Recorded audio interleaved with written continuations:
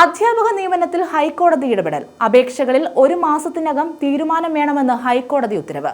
ഭിന്നശേഷിക്കാരുടെ ഒഴിവുകൾ നികത്തുന്നതിനായി സുപ്രീം കോടതി ഉത്തരവ് പ്രകാരം സർക്കാർ തയ്യാറാക്കുന്ന പട്ടികയും പരിഗണിക്കണമെന്ന് ഹൈക്കോടതി ഉത്തരവിൽ വ്യക്തമാക്കി.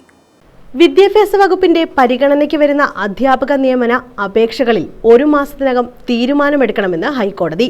എയ്ഡഡ് സ്കൂളിലെ നിയമനങ്ങളിൽ ഭിന്നശേഷി സംവരണം ഉറപ്പാക്കാനായി സർക്കാർ പുറപ്പെടുവിച്ച ഉത്തരവുകളും സർക്കുലറുകളും കോടതി ശരിവെച്ചു.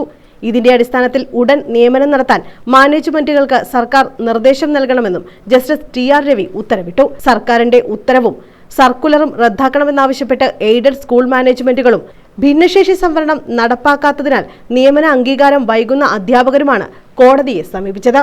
ഇതേസമയം ഭിന്നശേഷിക്കാരുടെ ഒഴിവുകൾ നികത്തുന്നതിനായി സുപ്രീം കോടതി ഉത്തരവ് പ്രകാരം സർക്കാർ തയ്യാറാക്കുന്ന പട്ടികയും പരിഗണിക്കണമെന്ന് ഹൈക്കോടതി പറഞ്ഞു. ഭിന്നശേഷി സംവരണം നടപ്പാക്കുന്നതിനായി സ്കൂളിനെ ഹയർ സെക്കൻഡറി, ഹൈസ്കൂൾ എന്നിങ്ങനെ കണക്കാക്കാതെ ഒറ്റ യൂണിറ്റായി കണക്കാക്കണമെന്ന ആവശ്യം തള്ളിയ കോടതി പ്രൈമറി സ്കൂളും ഭിന്നശേഷിക്കാരെ നിയമിക്കണമെന്ന് കാട്ടി സർക്കാർ ഇറക്കിയ ഉത്തരവ് ശരിവെച്ചു. ആദ്യ ഒഴിവ് തന്നെ ഭിന്നശേഷിക്കാർക്കായി നീക്കിവെക്കണമെന്ന നിർദ്ദേശവും അംഗീകരിച്ചു.